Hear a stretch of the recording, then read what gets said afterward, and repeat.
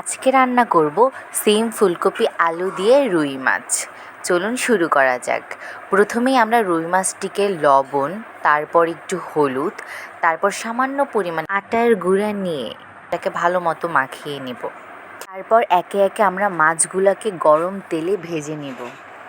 তারপর এখানে আলু, সিম, ফুলকপি এগুলো আমরা হালকা গরম পানি দিয়ে একটু সিদ্ধ করে নেব।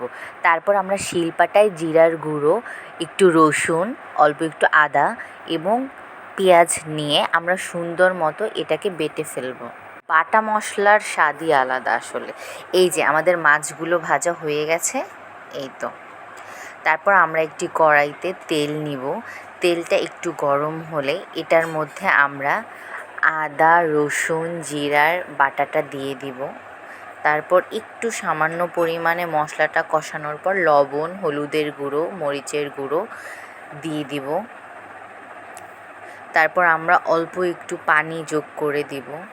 তারপর মশলাটা কষানো হয়ে গেলে আমরা তার মধ্যে এই সিদ্ধ করা তরকারিগুলোকে দিয়ে দিব। এরপর আপনারা আপনাদের পছন্দ মতো তরকারিতে একটু পানি দিয়ে দেবেন।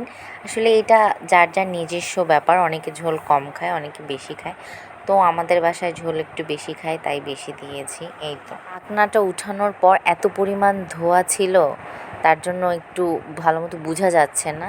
এই তো তরকারিটা প্রায় হয়ে গিয়েছে। এরপর আমরা একে একে ভাজা মাছগুলোকে দিয়ে দেব। এরপর আমরা তরকারির উপর দিয়ে ধনিয়া পাতা দিয়ে দেব। তরকারিটা হয়ে গিয়েছে, এর উপর দিয়ে আমরা একটু হালকা জিরার গুঁড়ো দিয়ে দেব। তৈরি হয়ে গেল আমাদের রুই মাছের তরকারি।